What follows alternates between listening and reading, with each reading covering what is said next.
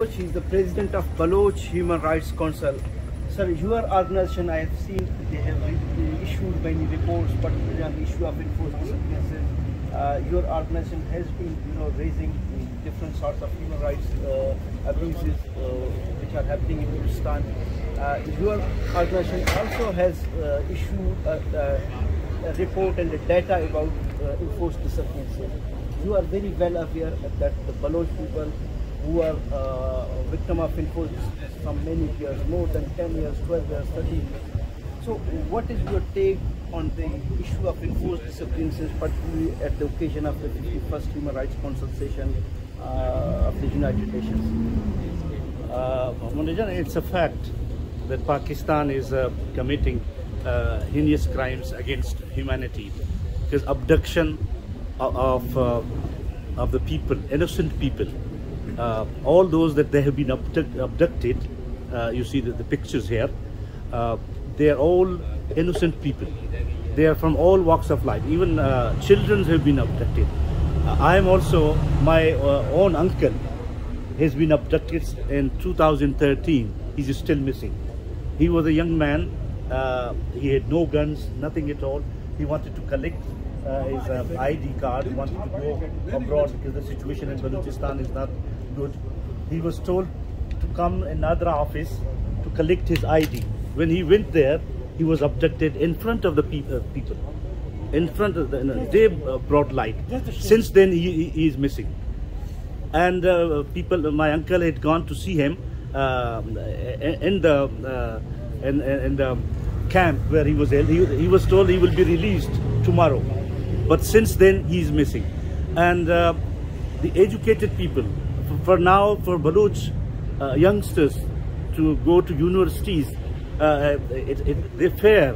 They are studying in Islamabad, and different cities of Pakistan, and they are harassed there. They are abducted there.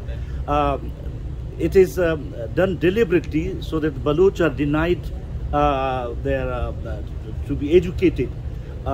Youngsters, you may have heard in Hoshab area, youngsters were playing, young children around 11 years old, 10 years old, 12 years, playing in the field. From the camp, they fired missiles to them. They killed them. Ladies went, because we don't have gas. Gas is produced in Balochistan, but it's not provided to Baloch people. So ladies went to jungles to fetch woods for their cooking, and they were from the camp. They were they're killed. Similarly, Hayat Baloch, a youngster's university student, he went to help while he's on vacation. He was killed. And you say all walk of life. Journalists have been kidnapped.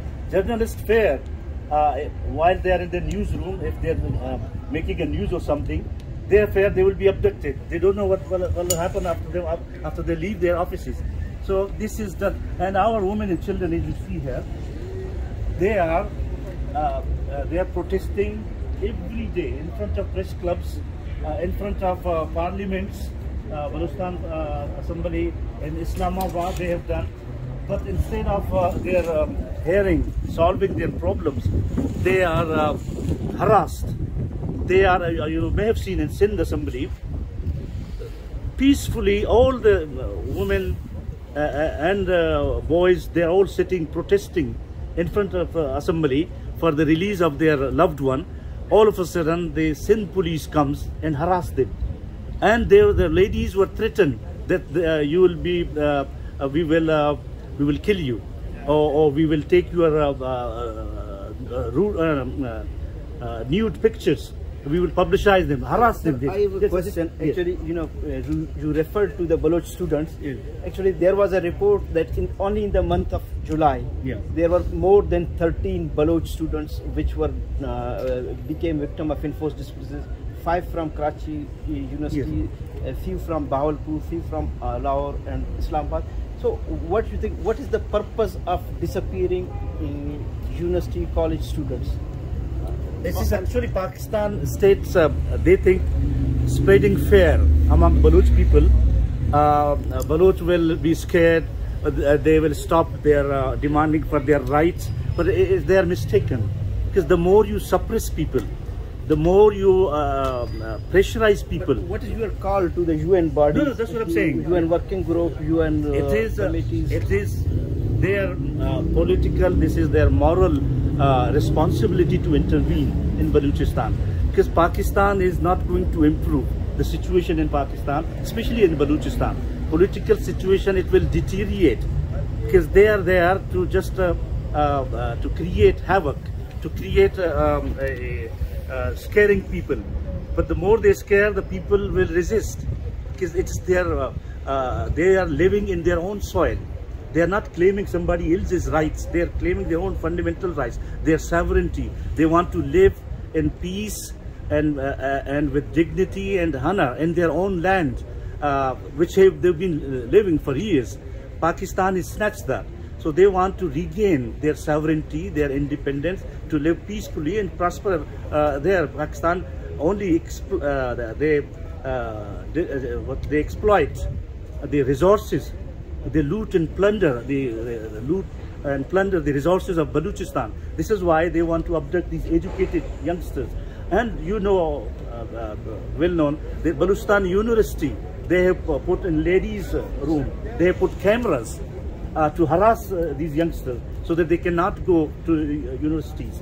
And the army is situated in the campuses and all over the university. So they are doing a deliberate attempt.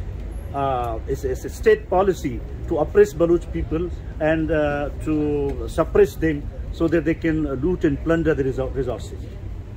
Thank you, sir. Thank you. I'm really honored. And one thing I want to also add, in our region, the rest of the world, there are organizations, women rights organizations. They are claiming for their women rights. But in Balochistan, our women, our children, daughters, our sisters, they are struggling, they are protesting in front of press clubs to raise voices for their men. It's the other way around. They are protesting for our men and for their loved ones, for their children. So it's a big change, and Pakistan cannot stop this. This will, the more they do, the more Baloch resist for their rights. Thank you. Thank you, sir. Thank you for your presence. Thank you. It's a pleasure. Sir. It's a pleasure.